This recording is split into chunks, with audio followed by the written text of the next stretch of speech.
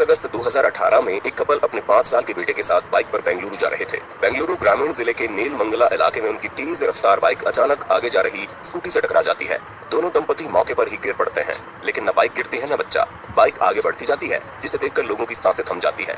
लोगों की समझ में नहीं आ रहा कि बच्चे को कैसे बचाया जाए, लेकिन आपको पता ही होगा, जाको राखे साइयां मार सके ना कोई।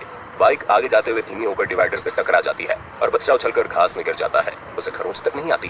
ये खौफनाक वीडियो हादसे के वक्त हाईवे पर चल रही एक कार के डैशबोर्ड पर लगे कैमरे में कैद हो गया।